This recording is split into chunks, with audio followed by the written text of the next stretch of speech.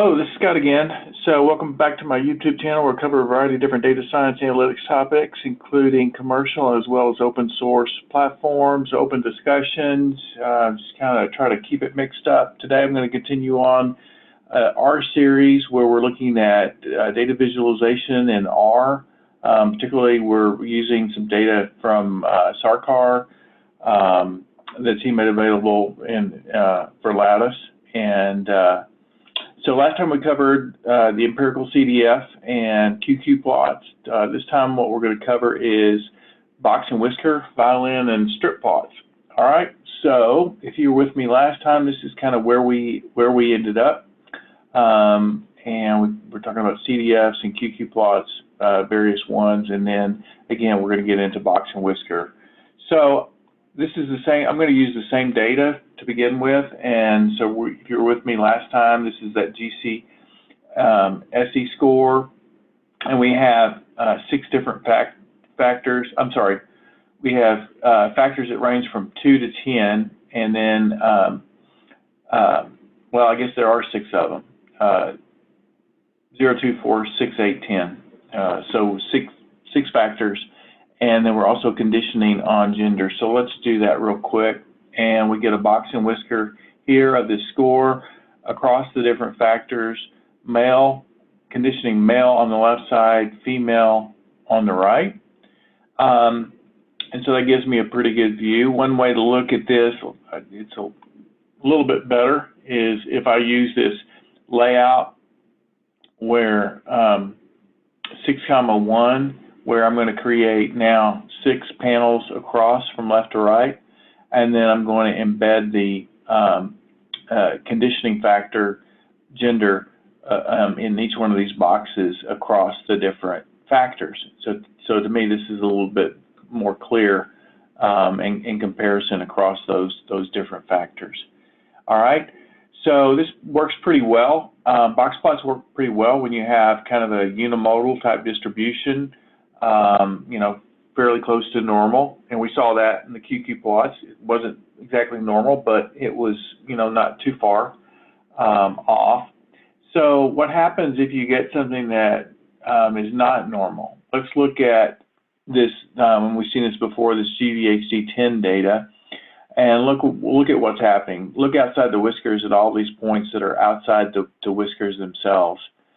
And so you can refer back to the previous video, but this data is certainly not univariate. We've got some issues with it, and that's where these alternative methods come in to visualize this. In particular, the violin. So I'm going to use a panel for the violin, and then I kind of see this, so I can kind of see the density from left to right. And how this moves forward, and then the very long tail to the right. So you might want to try that out. It's a pretty interesting visualization that you can use, right? And then lastly, well, not lastly, one of the last type of plots that we'll do is strip plots, but we're going to use a different data set. We're going to use this quakes, which is kind of like the epicenter data, seismic data. I think near Fiji is where the data comes from. And so if we generate that, we kind of get this thing that looks like well, some people call it a univariate scatter plot. So you're probably familiar with bivariate scatter plots, where you have one variable on the X, another variable on the Y, and you look at the scatter between 2 continuous variables. This is just univariate, right? So along the right is the depth of the sensor for the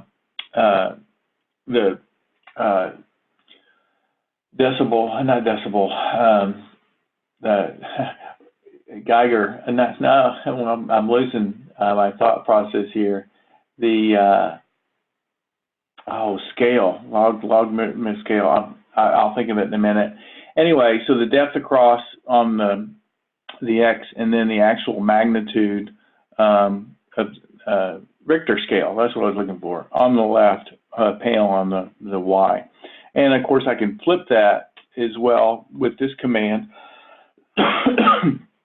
Excuse me. So I can look at that, and then I can see what that looks like plotted across this way.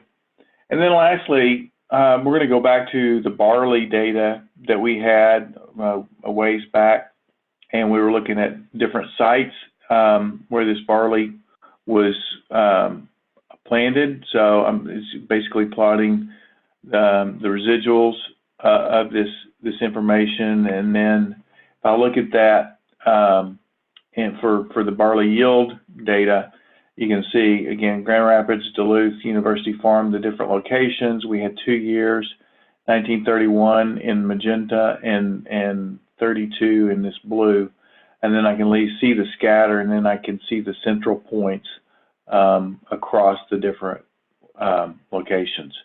So anyway, hopefully that was useful. I want to keep these short, so I'll end now, and hope to see you next time.